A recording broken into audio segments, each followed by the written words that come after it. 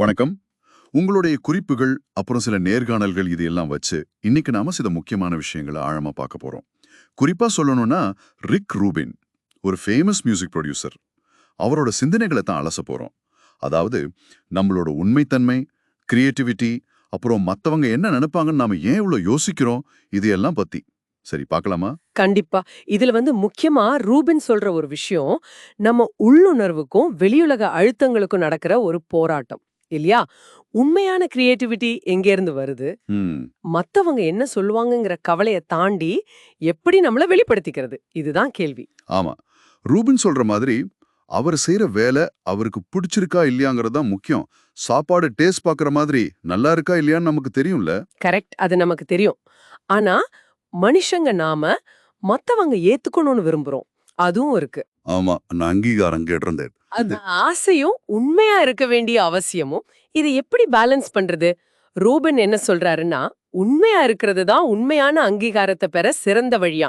முகமூடி போட்டுக்கிட்டு இருக்கிறது இல்ல. சொல்லப் போனா நம்மளோட குறைகள் கூட நம்மள மனுஷங்களா காட்டுதுன்னு ஏத்துக்கணுங்கிறாரு. அதனாலதான் கொஞ்சம் வித்தியாசமா யோசிக்கிற கலைஞர்களையும் அவர் சப்போர்ட் பண்றாரு. ம். இந்த உண்மையா இருக்கிறதுங்கிறது திறந்த மனப்பான்மையோட தொடர்புடையதா தெரியுது. ரொம்ப சரி. ரூபன் பாத்தீங்கன்னா 22 வருஷம் சைவம். அதுக்கப்புறம் சில புதிய தகவல்கள் கிடைச்சதும் அசைவத்துக்கு மாறினாரு. இதுவே ஒரு பெரிய உதாரணம். நம்ம நம்பிக்கைகளை அப்பப்போ கேள்வி கேட்கணும், தேவைப்பட்டா மாத்திக்கவும் தயாரா இருக்கணும்னு சொல்றாரு. அது அவ்வளவு சுலபம் இல்லதான். அப்போ வேற கருத்துக்களை கேட்கும்போது இதுல இருந்து என்ன கத்துக்கலாம் அப்படின்னு யோசிக்கிறது முக்கியம் இல்லையா? நான் சொல்றதுதான் கரெக்ட்னு நிக்காம மத்தவங்க என்ன சொல்றாங்கன்னு பாக்குற ஒரு ஆர்வம், அது அவசியம்னு ருபின் நினைக்கிறார். ஆமா. அந்த ஆர்வம் தான் கிரியேட்டிவிட்டிக்கும் முக்கியம். ஆனா, கிரியேட்டிவிட்டிக்கு பெரிய எதிரியே மத்தவங்க என்ன நினைப்பாங்கங்கிற அந்த பயம்தான் அப்படிங்கிறாரு ரூபின். ஓ அப்படியா? ஆமா. அத தாண்டி நமக்கு என்ன பிடிக்குதோ அத செய்யறது தான் உண்மையான வெற்றி. மத்தவங்களுக்கு பிடிக்குதா இல்லையாங்கிறது 2வது தான். இதை இன்னும் ஒருபடி மேல கொண்டு போறாரே, படைப்பாற்றலே ஒரு பக்தி மாதிரி, கடவுளுக்கு செய்யற அர்ப்பணிப்பு மாதிரி பார்க்க சொல்றாரு. கரெக்ட். அப்படி பார்க்க ஆரம்பிச்சா பட்ஜெட் எவ்ளோ, ஆடியன்ஸ் என்ன எதிர்பார்ப்பாங்க, இந்த கவலையெல்லாம் போயிடுங்கிறாரு. அது மட்டும் இல்ல, கிரியேட்டிவிட்டிங்கிறது ஆர்டிஸ்டுக்கு மட்டும் இல்ல. ஆமா ஆமா. நாம எல்லாருமே டெய்லி கிரியேட்டிவா யோசிக்கிறோம்.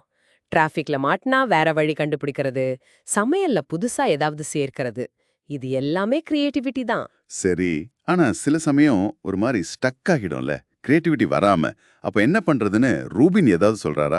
சொல்றாரு, சூழல மாத்துறது ஒரு நல்ல டெக்னிக்குங்கிறாரு.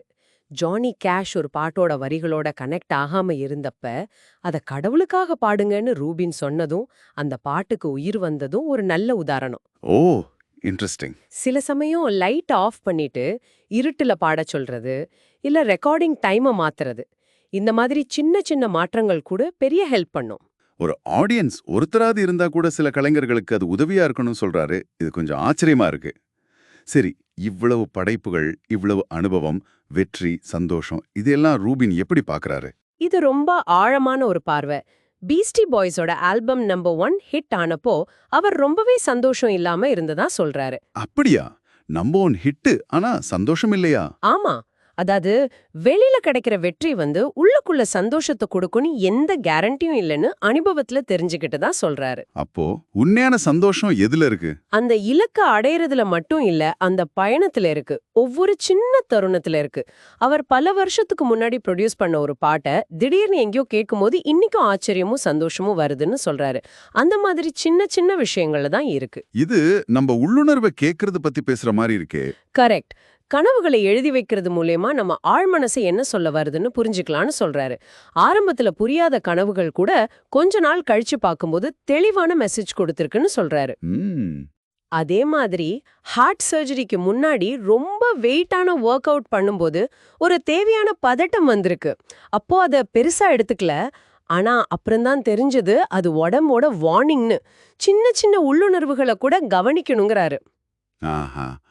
மொத்தத்துல இந்த உரையாடல்ல இருந்து நாம எடுத்துக்க வேண்டியது, நாம உண்மையான உணர்வுகளுக்கு முக்கியத்துவம் கொடுக்கறது, மத்தவங்க கருத்துக்களை பத்தி ரொம்ப அலட்டிக்காம இருக்கிறது, அப்புறம் நம்ம உள்ளுணர்வுக்கு செவி கொடுக்கறது. இதுதானே? நிச்சயமா.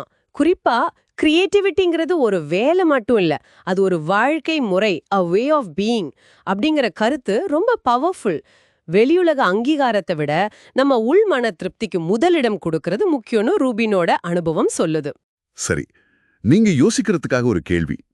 உங்க வாழ்க்கையில எப்போதாவது மத்தவங்க என்ன நினைப்பாங்களோ அப்படிங்கிற ஒரு எண்ணம் உங்களோட உண்மையான ஒரு ஆர்வத்தை தொடர்றதுல இருந்தோ இல்ல ஒரு முக்கியமான முடிவு எடுக்கிறதுல இருந்தோ உங்களை தடுத்து நிறுத்தியிருக்கா? அப்படி இருந்தா அந்த தடைய நீங்க எப்படி தாண்டி வரலான்னு யோசிச்சு பாருங்க. அடுத்த உரையாடல்ல சந்திக்கலாம்.